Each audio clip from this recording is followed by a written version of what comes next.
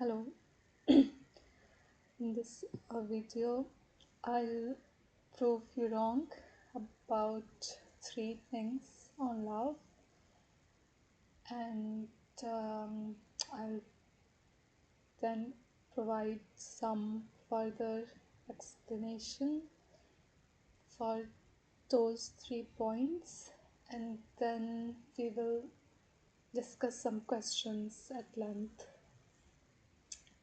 So, the first point is that you might think that love is emotion, but in my work, I argue that love is not emotion, love is commitment. And second point is that movies have taught that we fall in love, but um, I argue in my work that we don't fall in love, we choose to love. And third thing is that uh,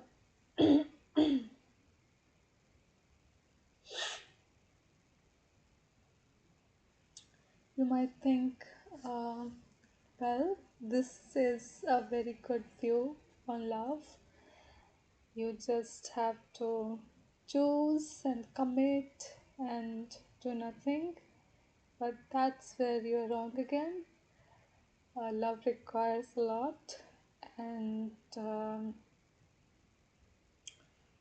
love requires, I argue, that performing rituals, loving behaviors, for example, um, taking care of the beloved, being concerned about their well being, spending time together, and things like that, which is um, further important for the commitment, to keep the commitment going and to like manifest the choice. So let me further elaborate on these points. When I say love is emotion, or love is not emotion but commitment, what do I mean? So we have, like, if we observe around us, movies, popular culture, and the way things are right now, seems that to love is to have certain emotions for the beloved, and if we don't have those emotions, then we are out of love. This is what, like, one of the prominent understanding of love is in these days. So if I take an example, then let's say two people meet, Ross and Rachel, they fall in love, and they decide to spend their time, their life together, build a life together, marry each other, or become partners, committed uh, partners. But after a point, after 3 4 years, um, if they don't have certain emotions, then they might think that, oh my god, we are not loving each other anymore. So here I would like to say that not having those emotions doesn't make a case that there is no love anymore or love has gone. I would say that commitment, being committed, remaining committed to the beloved, uh,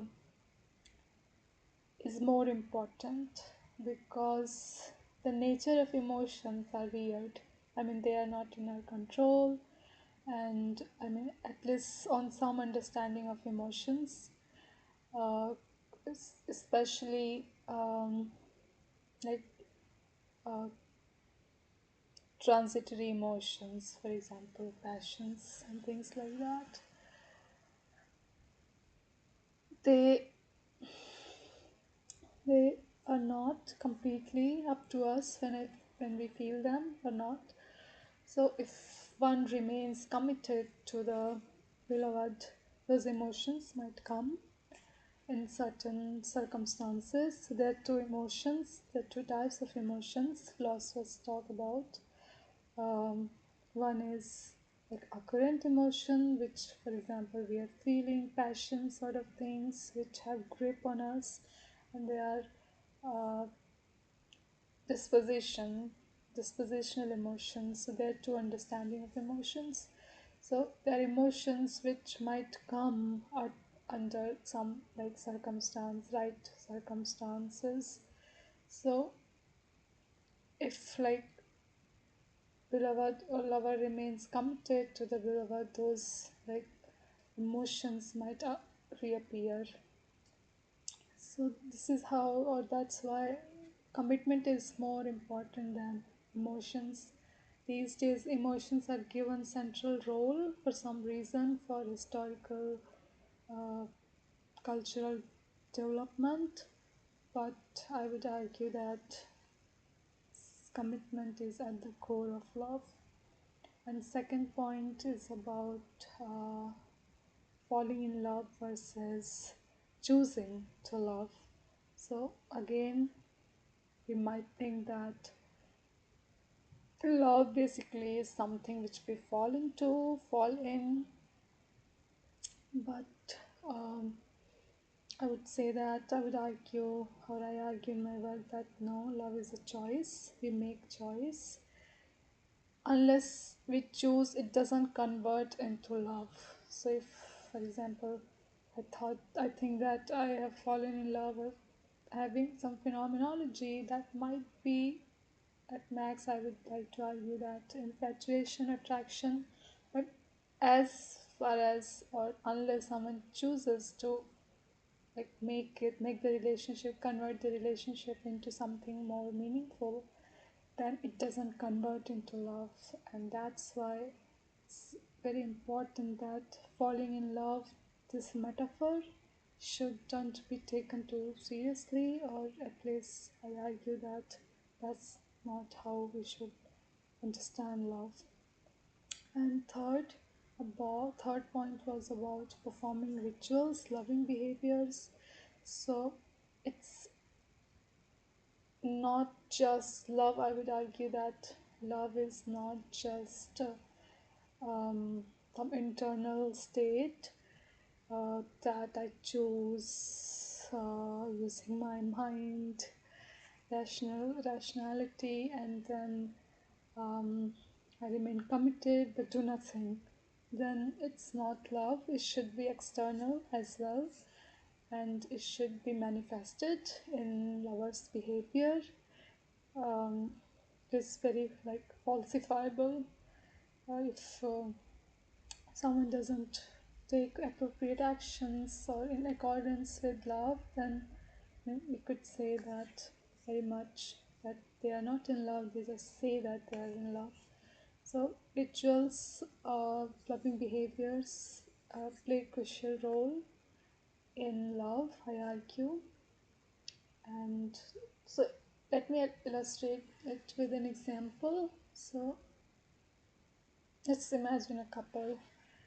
They choose, they commit in a relationship, but when the other person is sick and need help, and the lover cannot provide and be available emotionally, then it's like insufficient love.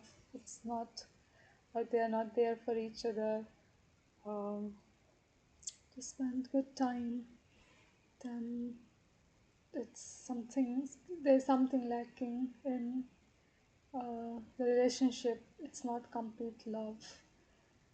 So these three uh, points I would like to talk in this video. In the next video, I will just focus on some further questions. But for this one, I would just like I aimed for elaborating on these three points.